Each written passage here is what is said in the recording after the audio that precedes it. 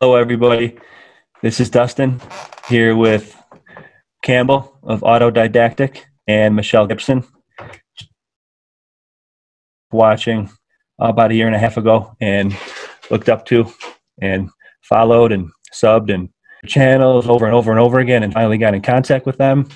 And fast forward, now we're having talks, the Ethernet, and this is a very special channel or a video for me, Legends of the Research. So, and with that, again, my name is Dustin, Berserker Bear. We're just going to have a chat back and forth. I'll ask what else research he's done with the timeline and the reset. Campbell's research he's done with the same work, and the amazing into Campbell as well, or Michelle as well.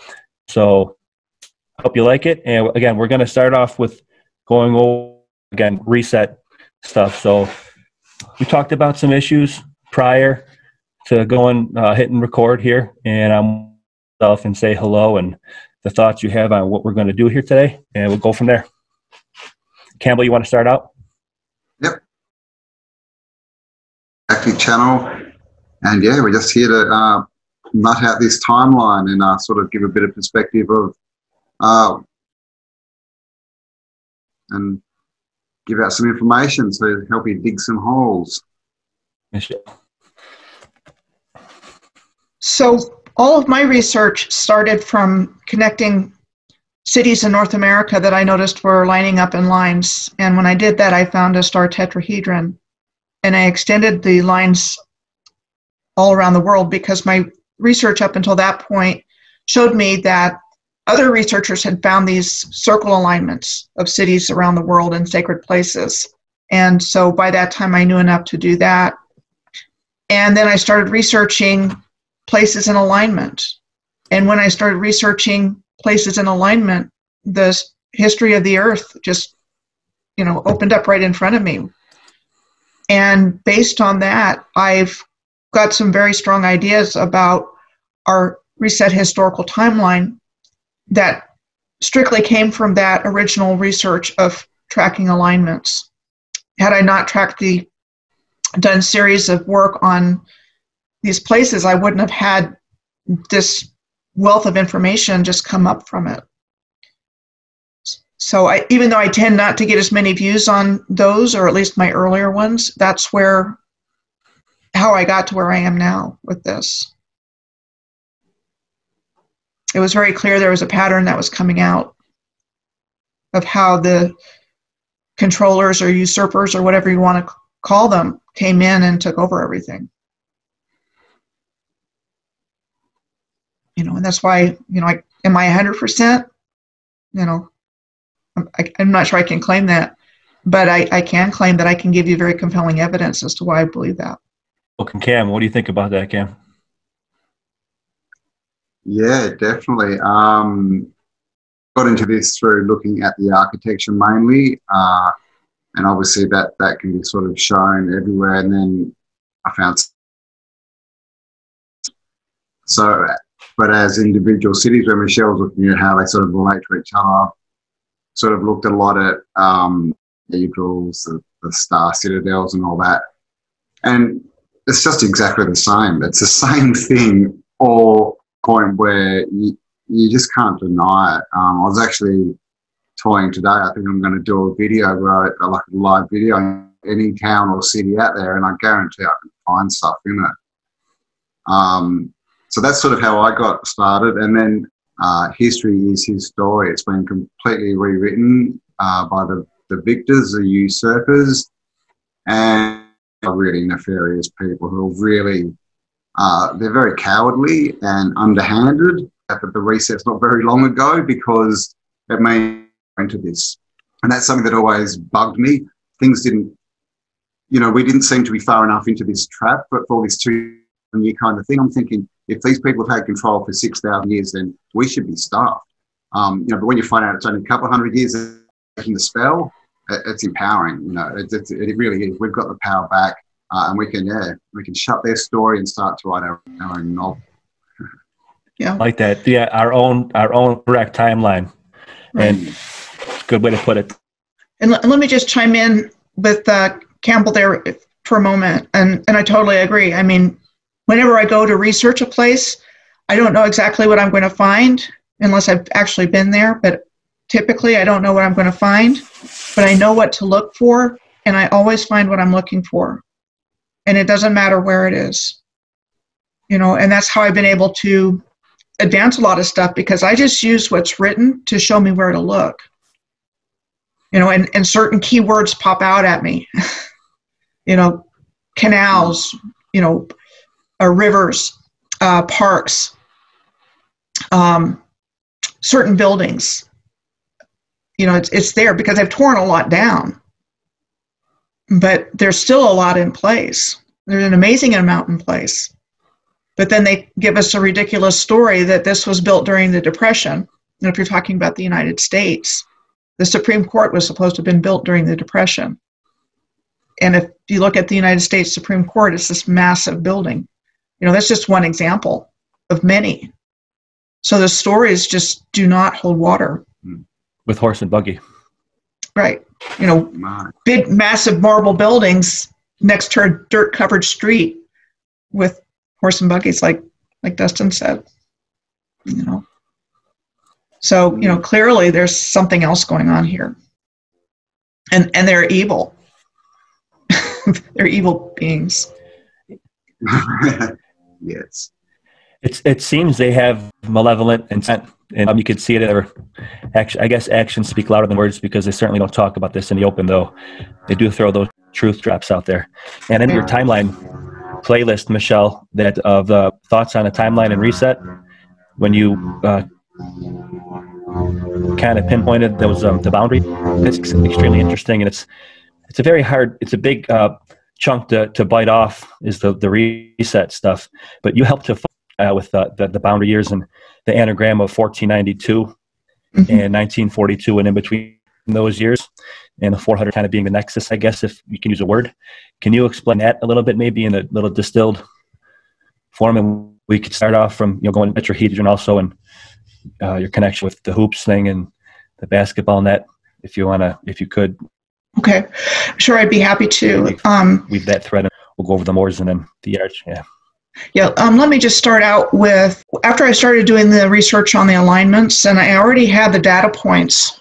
And as a matter of fact, Campbell, I'd love to talk to you sometime about your part of the world, because I've got a ton of data about Australia and New Zealand and just things I encountered on the alignments. But I was starting to pick up on patterns, and the reason I think I'm in at least a ballpark, if not more, but at least a ballpark, is that I already was contemplating a connection between 1492 and 1942.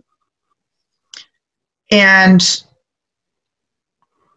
some research, or a person that I had researched with earlier was Peter Moon and his books. And he talked a lot about the Philadelphia experiment and Montauk in New York and Long Island, and experimentation that was going on there with time travel and things like that. And so that's where I got the idea that the Philadelphia experiment was somehow involved. And then when I got the 1492, 1942 dates with 1717 as the midpoint year, I started doing research from 1717, and that was that one video, Dustin, an explanation for what happened to the positive timeline of humanity. I did that right before I learned about the mud flood. And once I learned about the mud flood, I started to get interested in that research. And it's been a part of what I do ever since. But we've talked about synchronicities a lot. And I would not be where I am with this research without synchronicities.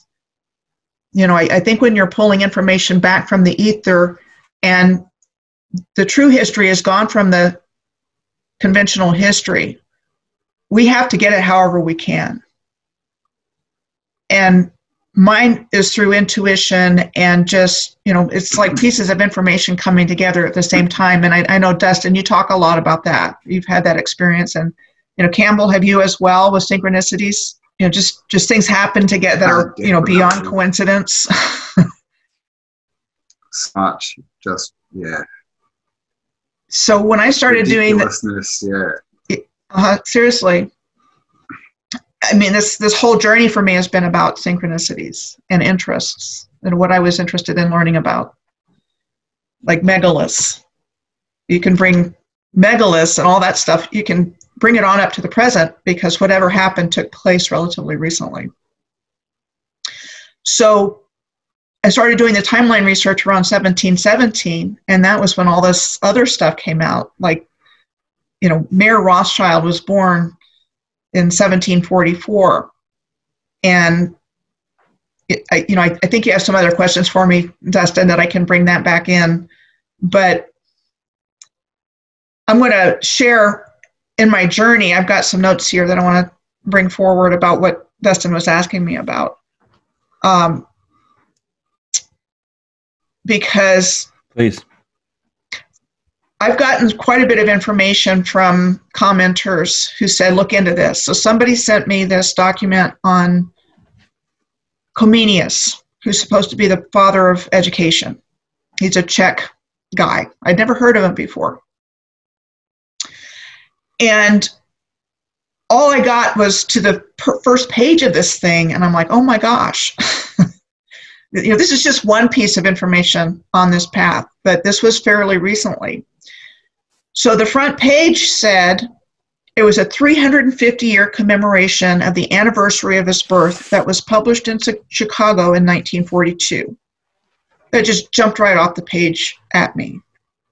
Because all of the world's fairs are like a commemoration of something that happened. The World's Columbian exhibition, the Chicago World's Fair of 1892, was a commemoration of Columbus's coming to America. Same verbiage, same idea as the World's Fair coming forward in this publication. And so when you look at, as a function of time, a period is defined as a round of time or a series of years by which time is measured. And in physics, a time period is a time taken for one complete cycle of vibration to pass a given point. This is some preface to what I'm going to get into here. Indigenous calendrical systems like the Mayan calendar were involved with the harmonization and synchronization of human beings with natural cycles of time. Nines have significance in the development of the Mayan calendar, for example. In the Mayan calendrical system, there are 9 cosmic levels called underworlds in the evolution of consciousness. So if you look at the 1492-1942 time period with those being boundary years, there's 450 years between them. And 1492 is the year of the fall of Granada and Columbus's first voyage. And 1942 was midway through World War II.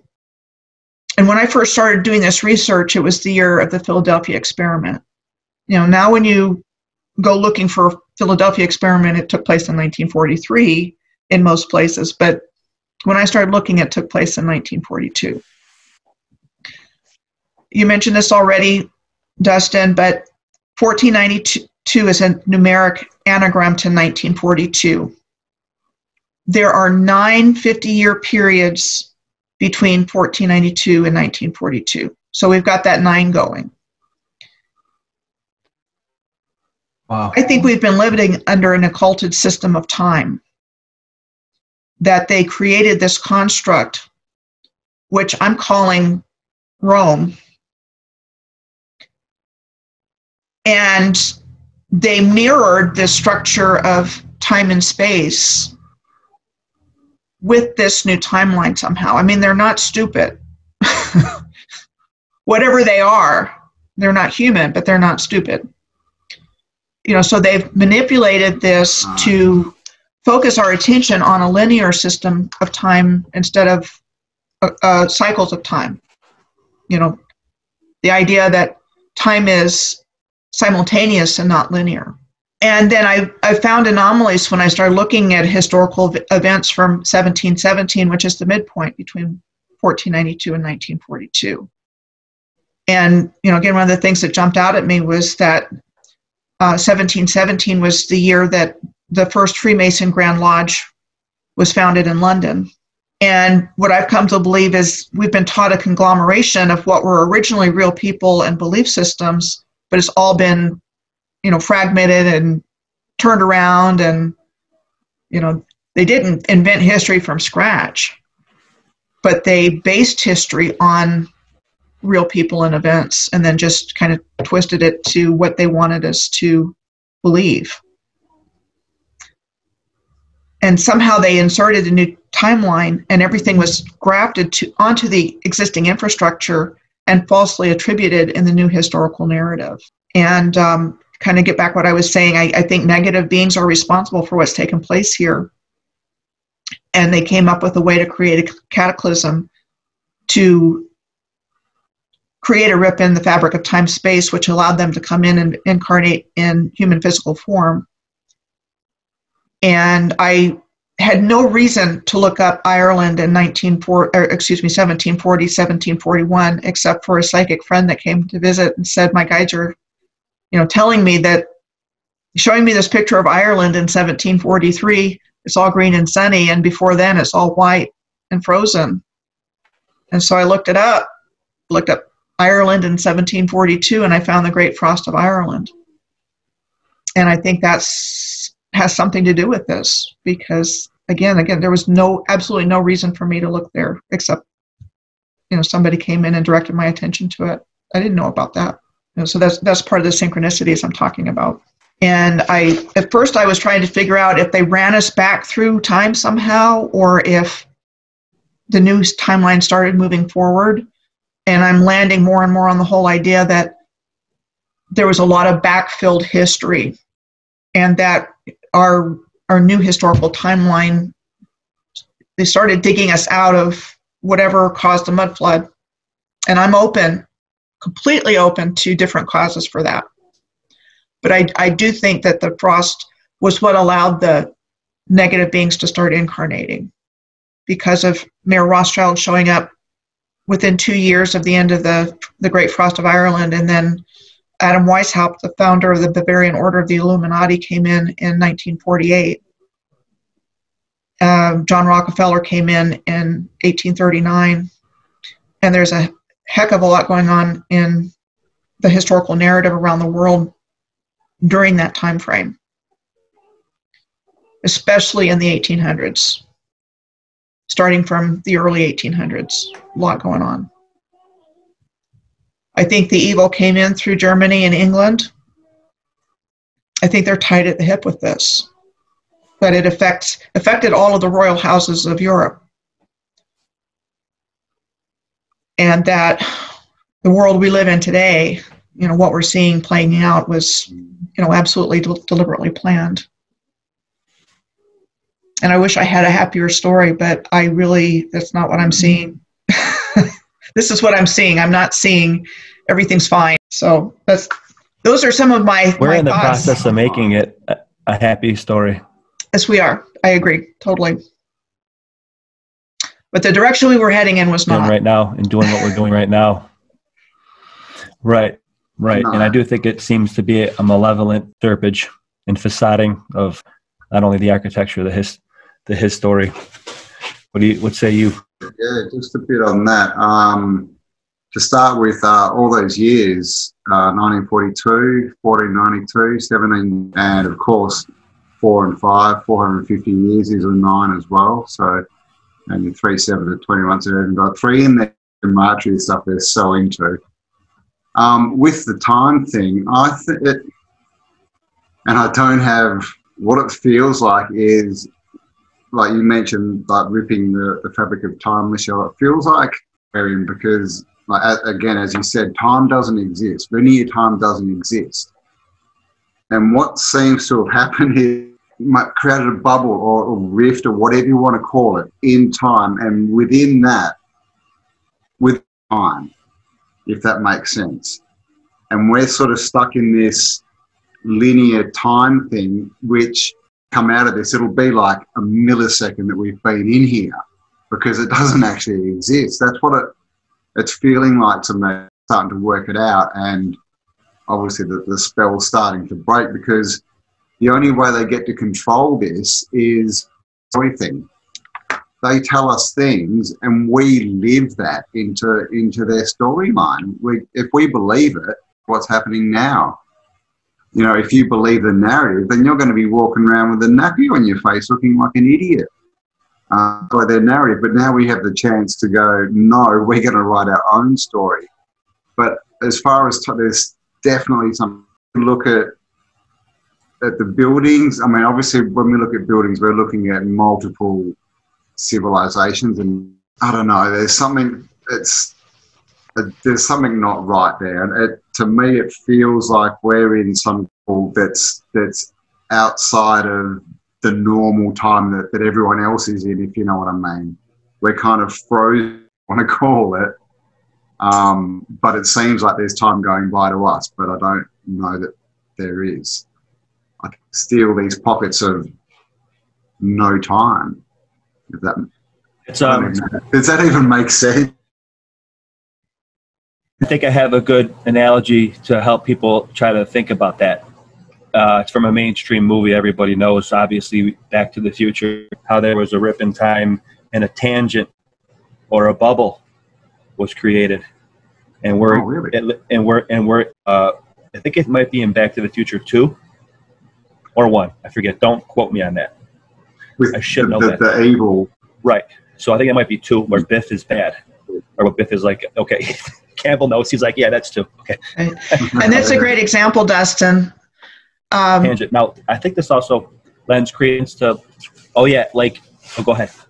No, I was just going to say, I mean, Back to the Future is a classic predictive programming movie from Hollywood where they're telling us exactly what they're doing. You know, I mean, 9/11 was predicted in that movie. If you look on YouTube, there's excellent researchers that have looked at the symbolism of, 2 and then 1, or things like that. So Hollywood, our lives are like Hollywood. You know what else I think about? Yeah, like what Campbell said, we acted into their think that, you know what else this kind of, I think, brushes up to with the whole science with a capital S when we're talking bubbles. I can't help but think about CERN and Mandela. And I think that Mandela may be the Mandela tangent that we're seeing. That might be a clue of a rip or a bubble. And I'm not saying we can't, but they do at CERN and smashing particles together and trying to rip the fabric of literal space and time itself in so much as there are micro black holes. That's kind of might be telling us in plain sight what they're doing also. Right. Another example is if you read some alternative researchers, and again, Peter Moon is one of these, time travel experiments that are kept hidden from us. Well, if they're going back in time and, looking glass, changing things around, could that be part of it too? And I'm completely open to that idea. I mean, there's so much they haven't told us what's crazier.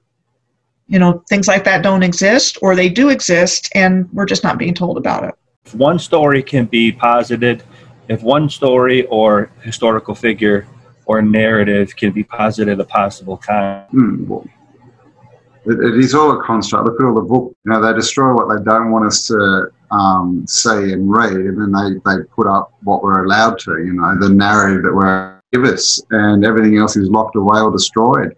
And even with books that have been, released last year, you need a following, but you can't just go out and get a book published. It's not easy. That without them we can't look after ourselves. Which is of course just crap. I mean, we would do so much better on our own. All they do is devalue things. I mean, and all they want to do is kill the creation. I mean, this is what they're after. This is what the word evil is, right? The word evil is live backwards. So these people are evil. They're against anything that lives. They're against the creation. So they're not death, but they want to destroy it. So, evil. As far as CERN, I'm not sure. I don't know about CERN. I mean, to me, CERN could just be a big, a big curveball, because nothing seems to happen there. I know. But we do know about Project Looking Glass. You know, that's documented time travel, you know, by the funded CIA, everything's there.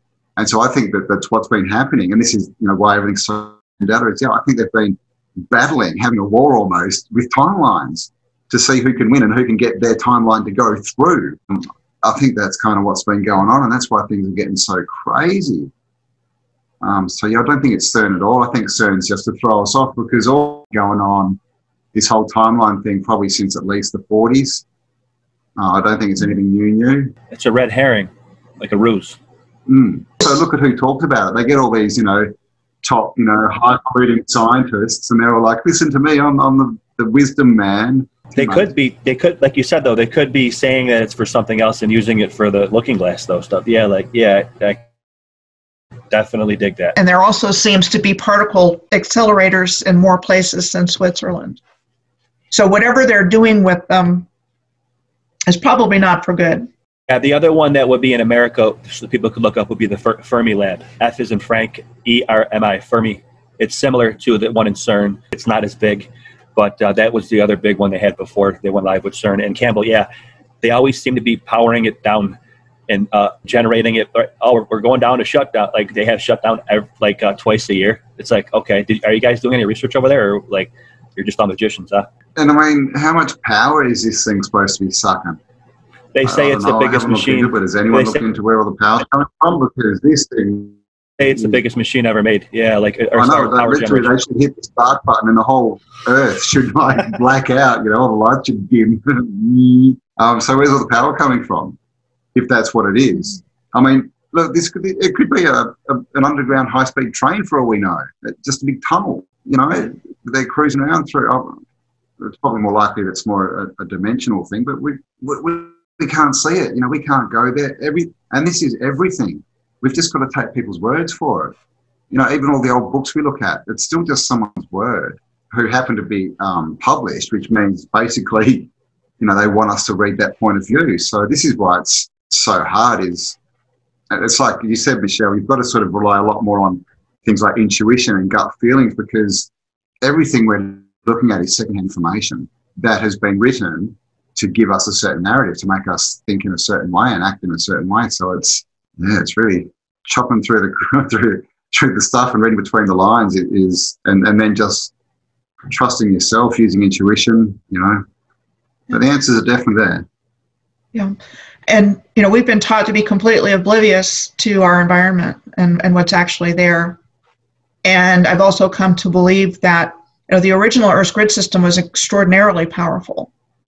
Everything was contributing to generating this electromagnetic power that powered the world. I mean, all the lights that you see in old pictures at World's Fairs and around the world, and the lightning rods on top of buildings, that probably served another purpose. So there's all this energy. I think we were talking in our interview, Dustin, about the building that the people were looking at where the electricity was still working, that you saw on a YouTube channel. Yeah, I think Campbell is the one with that too. Yeah, the one in Thailand, is it, or no, Bangladesh or something? Yeah. Something like Sri Lanka, something like that. Yeah, I think it might have been on Pravi Mohan. He's shown a similar one. He did a video where he was showing that when the power starts going, birds come in and start flying around. So there's power still going on in these abandoned buildings in different places. So I think it was generating a just tremendous amount of electricity that our modern energy industry is based on, harvesting this ancient technology. I'm convinced that so-called fossil fuels were original technology serving some purpose.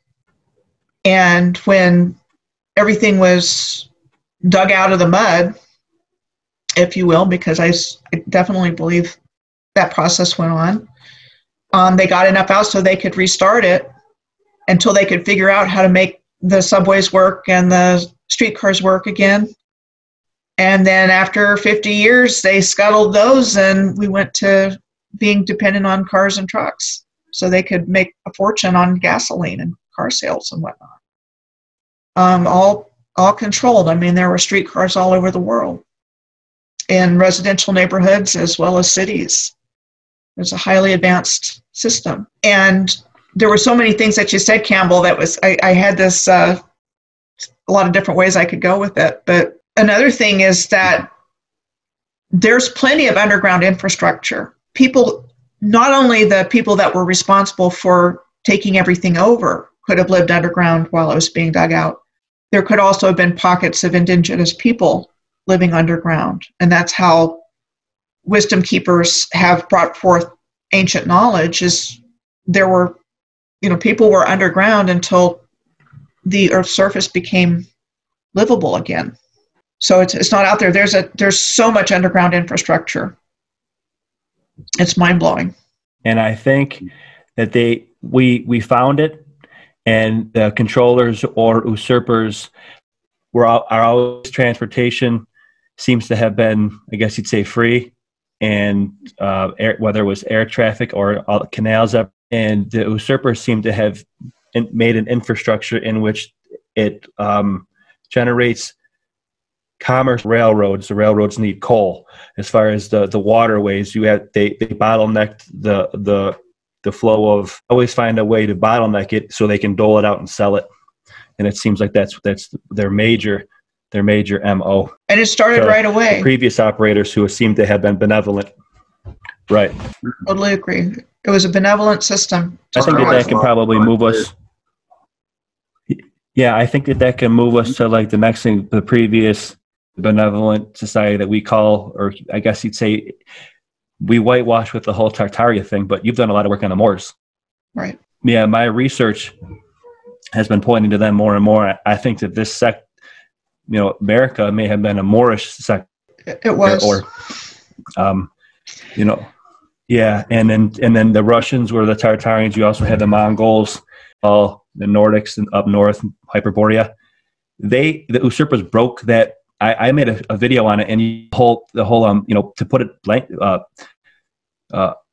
bluntly, the whole, that thing is like literally completely shelved. That there was the Moors were black, so that would have been a black eye, and that's literally a major, huge point that I think is being hidden, because I think that there was a society here prior to white, possibly also Asian, the natives and the whole indigenous people being mixed up all over the world. And now that do not want to, it's like they cannot have that get out, because that would be like the huge shattering. Why this is so key, putting a proper timeline together, because the Moors were black, and there's and if you see I'm going over that, there's a lot more too. There's Romanesque style, and but and how that relates to Tartary and even the Asian part of Tartary, and right. And I think the confusion about that comes in because when we talk about Moor, we're actually talking about ancient Lemuria and Mu. And that was when, the civilization originated way back in time. I mean, far further back than anything we've ever been taught. And what I'm seeing is like a continuation of the Lemurian civilization to Atlantis, and that up until recently, within the last 200 or 300 years, that Atlantean civilization continued to flourish and become modern, more modern. So the very ancient part of the civilization was what created what we call mountains and things like that. And if you really start doing research on it, you start seeing terraforming going on with these ancient structures. So I think a lot of the Earth's landforms were actually intentionally terraformed. So I think there was a lot of intentional terraforming going on, which gets lost because we've been taught everything is natural. And I think that's the most ancient. But I think the most modern, we're still, working in and living in and on top of. And I think that's worldwide. That this was a very positive civilization and humanity was doing just fine until opportunistic and parasitic beings came in and have attempted this hostile takeover of everything. So, so what we're also talking about is the whole idea that the Moorish civilization was different empires within empire. And that's where you get Tartaria and you get Barbaria in Africa, and you get the Ottoman Empire in and around Turkey, and you get Persia, you get India, the Mughal Empire. And where it gets even more obfuscated is that we're talking the original civilization would have been like the 12 tribes of Israel. And they were also what we would call Egyptian or Kemetic. It was all part of the same narrative. They weren't separate. And I can tell you, you can look up Australian Aborigines tribe of Reuben, and I can guarantee you will get information back about that. So when this takeover took place, the people that actually built the civilization were kicked back into being hunter-gatherers and, you know, what we would consider Stone Age. And the controllers took credit for everything that they built. And we see these tribes, these primitive tribes, when in fact they weren't primitive at all. They were, you know, master builders. You know, and these are things that start coming to the surface when you start drilling down, that the original civilization wasn't at odds with each other. You know, it's not possible for everything to be the same all over the world, and they were constantly fighting each other. You know, so these are some of the conclusions I've reached through my research. It sounds kind of fantastical given the narrative that we've been taught, but I don't think so. It's par for the course. What do you say, Cam? Yeah, I mean, yeah. Golf courses. Golf courses, of course. I mean, it was definitely just achieved what they've achieved, and just the way that the buildings are built. And I mean, we can't even design one of those all over the place. So it was definitely, you know, I think multiple different, whatever you want to call it, societies. It was like all, and we still have this in us. This is how humans think. Humans are, look, be cool, let's all get on together and just, you know, let's just have fun. No, I've never met a human who wanted to start a like war. So this is what we've got to ask ourselves is, who's starting all the wars? Mm-hmm. It's not a human trait. It's just animals in general, you know. If we're mammals, you know, name any mammal on Earth goes and finds another mammal's house and invades it and takes over. Doesn't happen. Happens with this force that's come in is like you say, it's definitely a parasite. It's parasitic, and it doesn't, you know, as we all know, it's feeding and it feeds off negative emotions. So us being all happy, we're not food for it. That's why everything had to be changed. But, you know, like I said, we're taught this is it. You know, it's like that saying, as soon as a child, well, what is it? When a child first sees a bird, that child can never see a bird again. Mm. If you know what I mean? Because you see the wonder, and you can have a flamingo and you can have, you know, a budgie. They do that. Everything gets put down into these boxes. So instead of seeing the wonder of what's out there and you know, being let to go, you know, sort of, you know, go away with our imagination, that's cut off from day dot. You know, look at school, you know, it's stop daydreaming. To me, you're naughty. And also with this whole reality, we can only see what we believe. You know, there could be a lot more going on around that we can't even see. Like, do you ever get the feeling that they're going, hello, why can't you see me? You know, it's like imaginary friends, right? Little kids, these imaginary friends, until some adult comes along and makes them believe that imaginary friend doesn't exist. They just disappear. It's all belief, but they've just got us believing their script. And, you know, they don't have a lot more. You know, all they can do is use us against ourselves. They've got no actual, what I mean, they've got no weapons. And as far as all these people, I don't know, what do you reckon? Are they taken over, possessed? I mean, we're always told about possessions, right, all through history. Is this what these people, it doesn't seem like a group of people, does it, who have just suddenly gone, right, let's just been invaded. I mean, this is the biggest secret of all. You know, they tell us, oh no, alien invasions, they come from the planets and they'll come in, you know, shooting like lasers at you. No, that's not how it's done. It's interesting. You know what it makes me think about, like a trope about, you know, we've been invaded, or where are they, or who are they? And I think of witches and warlocks and spellcraft and all that. What, you know, everyone's heard of Salem and the witch trials of Salem. Let me just put it this way. What if the citizens of Salem were right? Okay. And then what happened to all the ones that they were deeming to be, you know, witches? Okay. Yeah, it has to be discussed that maybe they were right.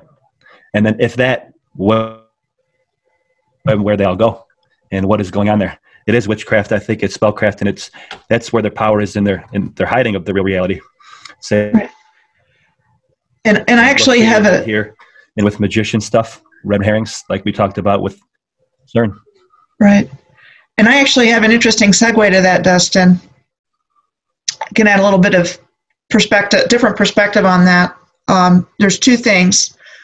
One is that when I was doing research on the 450-year time periods broken down into 50 years, the Salem witch trials were, I don't remember which it was, what year it was, but it was on one of the boundaries of the 50-year periods, which is what I was researching.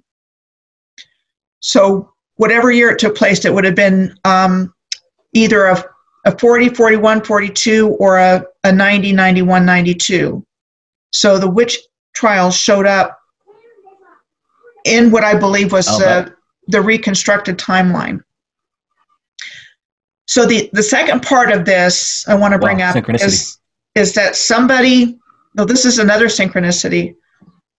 Somebody made a comment when I was doing one of my linear researches about the 7 Salem eclipse, which took place in 2017.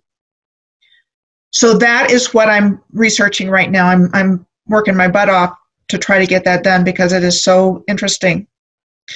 So the total solar eclipse of August 2017 started in North America from around Salem, Oregon. And as it crossed over North America, it touched on 7 Salems. And so I'm researching that total eclipse path right now. So the first thing that came up when I started looking at that was the 2024 total solar eclipse. And so my gut said, you need to look at that. And when I looked at it, it is almost identical to the last research I did from San Antonio, Texas to Buffalo, New York. The 2024 North American eclipse goes up that same alignment. So in 2024, Dustin, you're going to have a total eclipse in Buffalo. You'll be on the path of totality, which means it's where it gets the darkest. And the 2 eclipse paths cross each other at the same location, which is Carbondale, Illinois. Is that coincidence? And Nashville, Tennessee is 150 nautical miles from Carbondale. Nashville was on the 2017 eclipse path. Salem is like shalom in Hebrew, which is peace, and it's the same in Arabic. It's salam, and it also means peace. I believe this ancient civilization was so high-tech that they aligned with every astronomical event that there is. you know, full moons. Shabbat Shalom. It was a peaceful, unified civilization that was in alignment with heaven and earth. In no way do I think that these eclipses going over these cities was coincidental. I think everything was laid out by sacred geometry and everything worked together. So hopefully, and it lends to what you said about us now being on an occultic timeline, which is made it so damn difficult to get out of this whole mess. They've been deliberately suppressing us and ritualizing to keep us from waking up. To use the media, the mainstream media, to give people the information they want us to hear. And if anybody gets all of their news from the television, they're going to get a particular point of view that is propaganda. How they do it and strategy. I think one strategy they put out there, or when they're in the literature, when we're doing our research and how they name things similar, try to throw us off the course. Or rename red things. Herrings, metaphorical red herrings. Yes. There have been so many cities that have been renamed. I mean, they're not the historic place anymore. They've got a new name, a new identity. Or the same name. New York. And I also think that they use in the literature the phrase modeled after this building. And that's, I think, a whitewashing of how actually they were built by the same people, whether it was Moors or the Cossacks or the Norse portion of the old alliance. Yeah, I think that they use, or they put new in front of it. You're familiar with that in your area, Cam. Or completely laying waste to an area, whether it's from a fire or, like we spoke about previously, what happened to Port Royal and how it shifted from Port Royal, because this is an interesting portion of history too, because it has to do with Pirate. I think it's a big truth drop movie franchise. And I think what was when you in that timeline series that you have, you mentioned Port Royal, and after that it went to Kingston. I wonder if they purposely sank or did to Kingston because it helped their narrative. Because like you said, after Port Royal sank, the main hub became those who would intend to do it. If you have any gravy on that, Michelle or Cam. I totally agree. I'm just going to kick in here because the research I'm doing for my next blog post video, I just went through the Snake River Valley in Idaho, which is heavily Mormon at this point. And I will emphasize Mormon. I think they were up to their eyeballs in what has happened, at least in that part of the world. And there was a dam break in 1976 where the Bureau of Reclamation, and I really didn't dig into it, but I have to wonder about reclamation. Were they reclaiming this dam? And that when they were filling it with water, the dam broke and flooded downstream, which was one of the Salems. It was Salem, Idaho, but there was like 5 or 6 communities where 80% of the buildings were damaged. And I was looking for information on Salem, Idaho, and all I could find were historical markers. This is where the Salem settlement was, and this, these original buildings, and now they're all part of Rexburg, Idaho, which, again, there's stuff there. I started researching the Snake River Valley close to that area, and there's gravy everywhere. So, do I think that dam break was in Rexburg? Yeah, Rexburg, Idaho. Like Rex. Mm-hmm. No, isn't it? They love to. I live in Perth, and I think there's like 4 or 5 Perths. Really? I was just thinking though, is there another Miami in Florida? Because one thing that Miami in Florida never seems to change its name. It's no matter what the map is, no matter how old and obscure it is, everything else changes. But I've never seen that renamed. But But yeah, as far as everything else, in reverse, it's like the whole, Memphis in America and the whole sort of USA. What they do is Memphis is actually could have been originally in the US, and then they city that's named after, that's the original sort of second city. But then over time, they just changed the original one. We just named the one in USA after it. And by doing that, they flip the timeline. And it doesn't take that much to do geography for a generation. You can pretty much do what you want. And they do it as well with things like the Eiffel Tower. Mm-hmm. Eiffel Tower, okay. There's how many Eiffel Towers across Earth? I think there's hundreds. There's definitely like the Eiffel Tower. And of course, but they're just built in the style of. Yeah, exactly. They're just all replicas or built in the style of or whatever. But this is the thing. They're all doing the same thing. They're all tech. And they go, oh, no, that one was built there. And these are just everywhere, don't you? Oh, no, this is just a tourist attraction. It's just, it's just for tourism. Nothing to see here. Same thing is true for the Statues of Liberty. Tells back to what you were saying. It reminds me of it seems, and it might still be grabbing it out of the aether, unbeknownst, because like you said earlier, Michelle, in the show that I watch, channel going to old abandoned buildings, nothing really to do with Lake Tartary, but they go into abandoned buildings. Some of them have been abandoned for a very long time. And I've mentioned that in some of my videos, and some people are like, oh, it's because they can't download it off the grid and it's so much. It doesn't make sense to me. These huge power generators, computers are still on for 10 years down the road. How does not anybody know? Now, I probably dual purpose leaving the electric on because it could create a fire, because water does get into these places. But yeah, how is the power still on? I think, Ken, like Woke does? Yeah, I think it's still generating. If you look into actual, like the actual grids of them, they don't actually all join up. If you look at them, you'll find these sections, and they just go from nowhere to nowhere. But they actually, the way it's described to us is it has to actually be this big grid. They make no sense at all. And like you said, there's nowhere. There's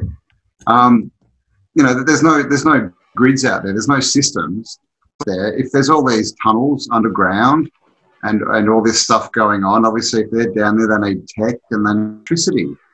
Where's the bottom of all these buildings underground? I mean, these things could all be, they're still working, and the electricity companies literally get it for free and sell it back to us.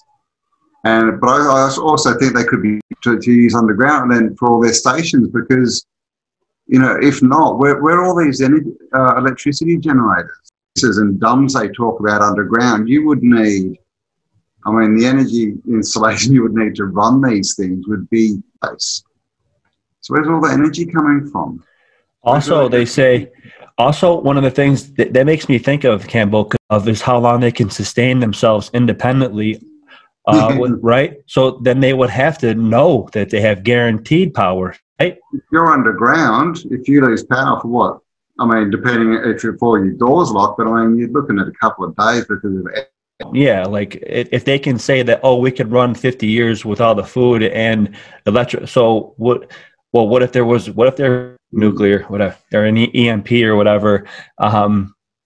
Yeah, good point. That made me think of that. So and wouldn't it make sense if there was a cataclysm, like Michelle mentioned, with the ant people and people going underground?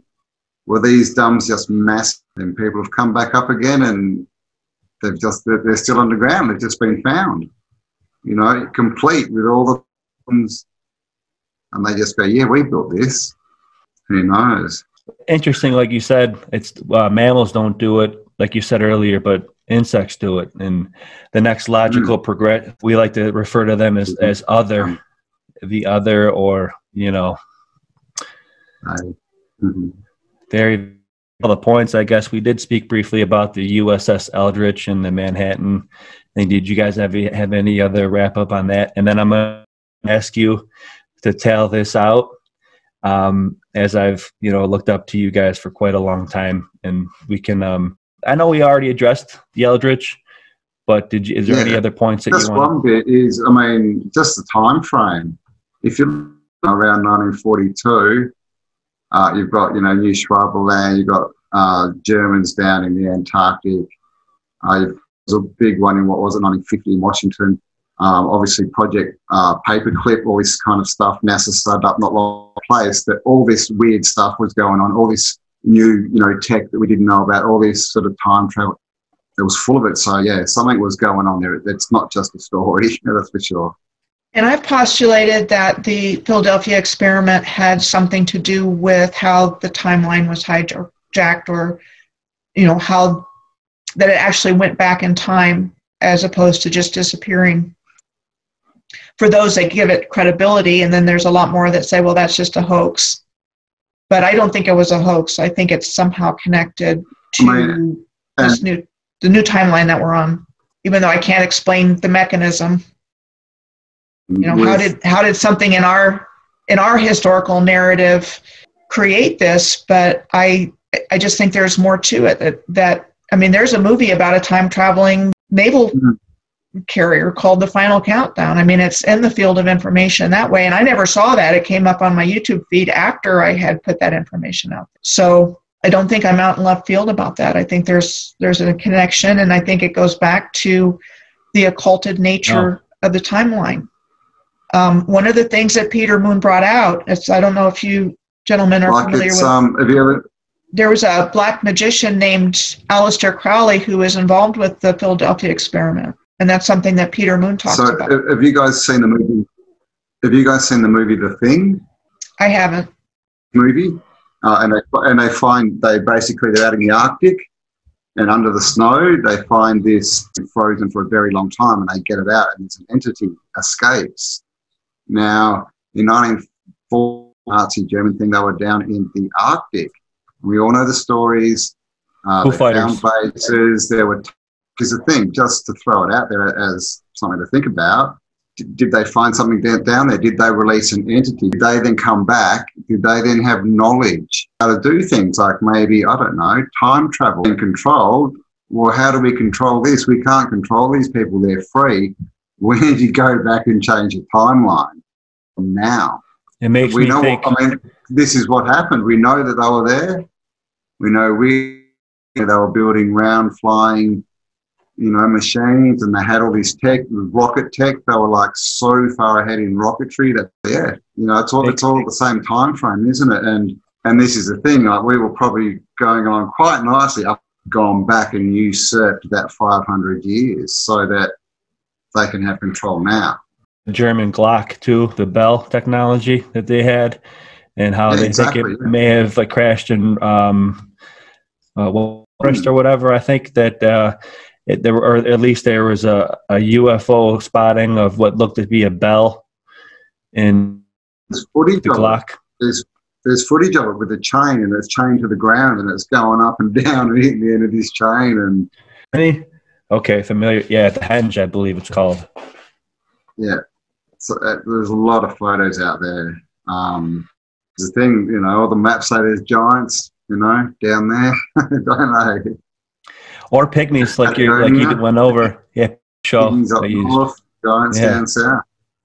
Okay, so yeah, if any, we'll wrap this up. If you had any, you guys, my questions that I had for you, Michelle, any final thoughts before I ask you?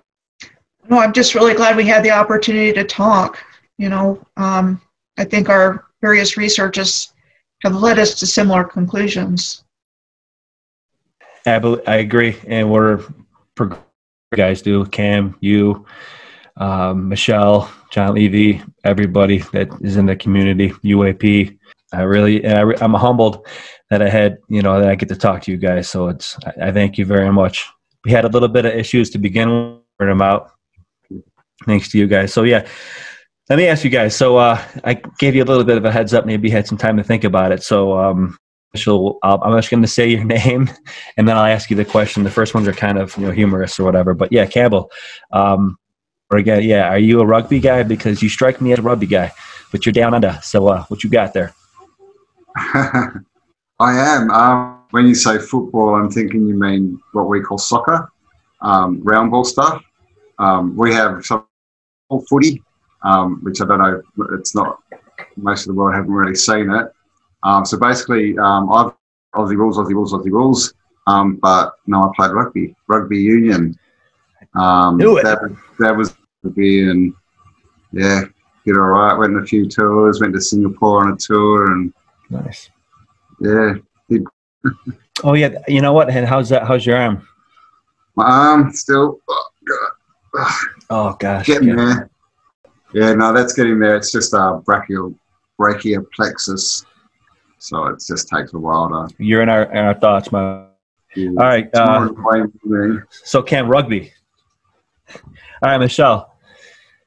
Now I heard in your, it's obvious you mentioned that you consult a psychic, which I think is awesome. You're getting every possible great. Now I have a question for you. Does your psychic friend ever tell you, or has she ever told you any places to go where you get maybe is like, oh, that probably wasn't the best insight there? Curious if you have any funny stories from that. Well, actually, I can see.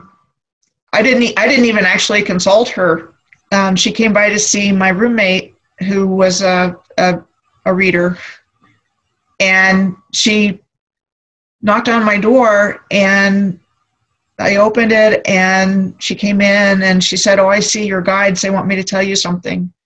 You know, and that was the story. I live in Sedona, Arizona. I have a lot of acquaintances that are their third eye is wide open, and mine is more intuitive. I don't get images or anything like that. I just get, look here, don't look there, or why don't you look here?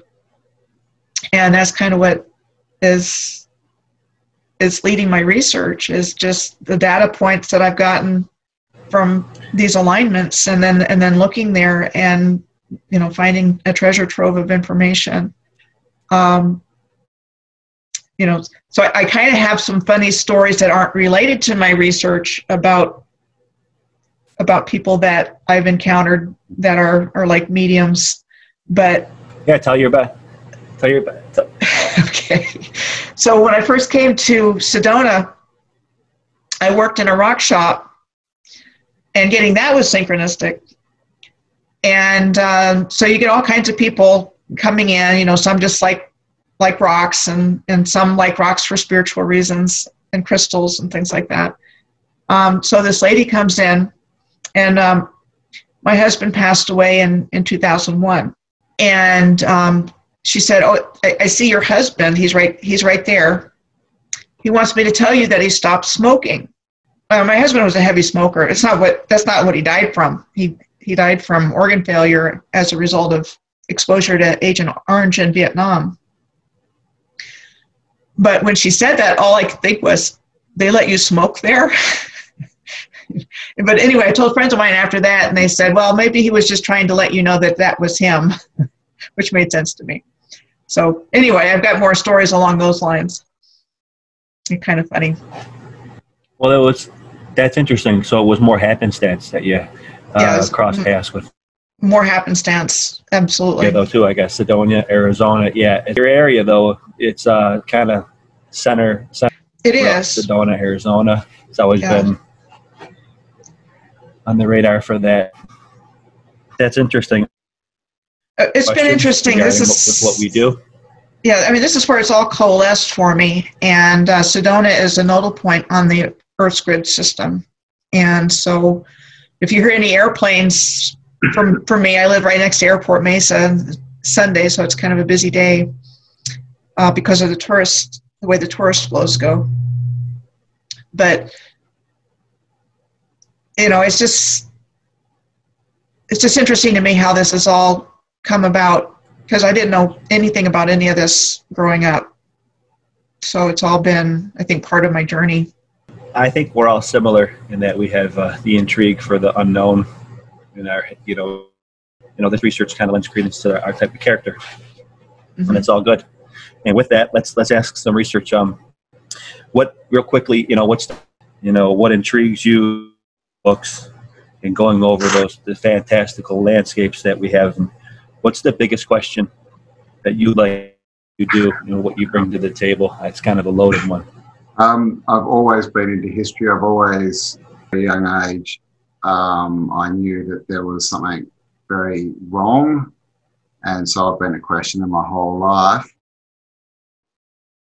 You know, the sort of mud flood, Tartaria, old world, you know, architecture kind of stuff. New Earth, Sylvia at New Earth.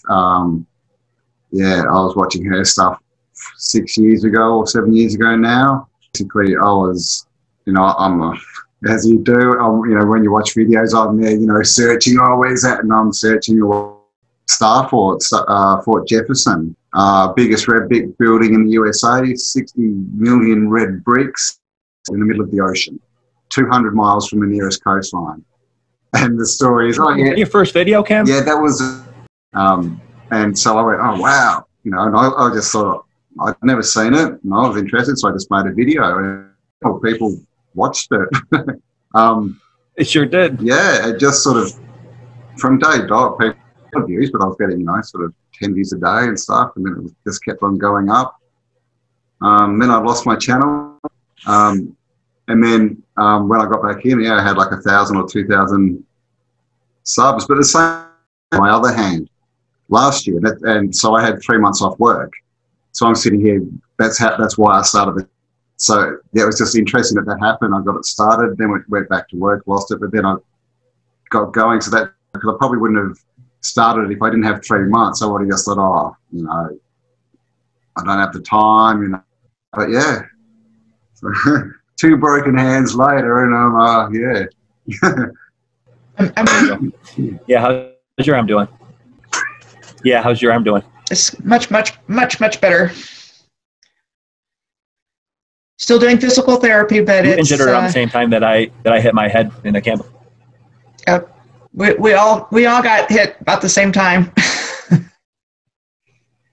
Yeah, I hit my head, Campbell, arm, Michelle also. Yeah. Okay, now let's. I got one last question for Michelle for you about the research. Okay. Off with Cam. What's the biggest question that you would like answered? What started you? We talked about it briefly last time, but one of my big ones I wanted to add: if you can have a meeting with one figure in history, a historical figure, to help gain insight on the research that we do, who would that be and why? You know, that's a really good question. You know, we were talking before we started, you know, I think that our history is based on real people, but I think it's all been scrambled. And that what we're taught in our historical narrative is not reliable. And so in terms of the larger than life historical figures like Genghis Khan and Alexander the Great, and in Central Asia, like Uzbekistan, Bobur, B-O-B-U-R, is the legendary founder of the Ottoman Empire, and that he went to India, founded the Ottoman Empire, and then came back.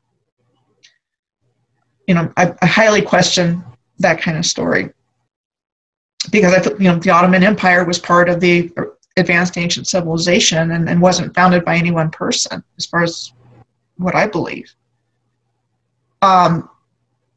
So I'm trying to think of, you know, where would I go for the answers of the original civilization? Who would be the very best person to talk to about the advanced ancient civilization? Because that's really what I want to know about. Isn't it? I've got one. It depends if you're going to get the truth or not, though. If I knew I was going to get the truth, maybe someone like John D. John D. Rockefeller. No, John D. The original Queen Elizabeth's sidekick. Yeah, he was one of the original kind of usurpers, so I guess he did know a bit. I haven't. But if you told him the truth, because if you told him, he'd just lie to you. I just thought of one right now. You know, I put this question together and didn't even think of my answer. Yeah, go ahead. No, I was going to say, from what Peter Moon says, Dee and Kelly in England were one of the entry points for these lower dimensional beings with their scrying and things like that. So that would be a good one. The monks that were responsible for translating the classics, the Greek classics from the Greek, I guess, Latin into English and Old English. There's a character that sticks out. He may be a construct as well, but I think we may have discussed him previously, is the Venerable Bede. He's one of the most prominent, I guess, historical figures as far as translating the classics. And I think having that insight because in the translation you can fudge, So I think maybe I'd like to have some Congress with the Venerable Bede. Maybe he might have some, not only historical gravy, but also religious and theological as well. And also I forget to Thomas Aquinas would be another person I'd like to have Congress with. Venerable Bede and Thomas Aquinas, I guess, are the. And I would add Scaliger. I would add Scaliger and Petavius to the list. Their new chronology.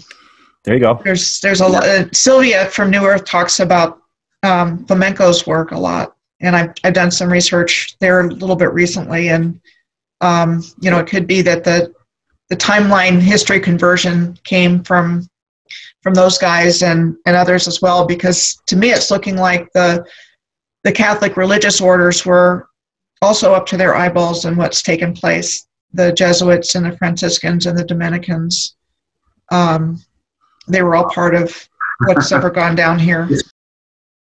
They're like, the Jesuits are the frontline whisperers, as far as I can tell. They're the ones that were getting in the ears of the kings and saying, your neighbour's going to come and attack you, mate. You better attack him first. What's that character in Lord of the Rings, Wormtongue, whispering in the king of Rohan's ear that made him? Tell you what, Lord of the Rings. Crippled. Lord of the Rings, the more I get into it, the more the Lord of the Rings becomes real, the more you get down this rabbit hole. Tolkien knew what was up. Tolkien knew. He did, yeah. He was actually halfway through a book too when he died. Apparently I haven't got the most sort of truth drop stuff in it, yeah. That's great. Well, you know what? With what we do with this research, I guess it's good to end on some might say that in the research that we do, we're off wandering. But there's what I think it is either from Bilbo or Frodo, but we can say it's from Tolkien. Not all those that wander are lost, and we're certainly wanderers. I think in this research and this literature that we look at, but we're definitely not lost. I think, as a matter of fact, we're over target. I guess that's what I'll say about that. It's been a great interview with you guys. I'm humbled to have had it, and I enjoyed every second of it. Again, technical difficulties, but I think it worked out. And again, I'll thank you. And what do you guys? Look at little kitty cat. Yeah, Michelle, what you got? And then Campbell, we'll go and thanks again, guys. What do you say, Michelle? I just really appreciate the opportunity, and hopefully we can do this again sometime soon. I think we've got a lot we can bounce off of each other. I'll not say that. It's right in front of my face. So, yeah, together we're a lot more powerful than we are, singularly, that's for sure. Just like the fascies. Awesome. So, yeah, Berserker Bear from Berserker Bear, Campbell of Autodidactic, Michelle Gibson. I will tail this one out. Sure. Thank you very much for coming. Thanks, guys. Bye.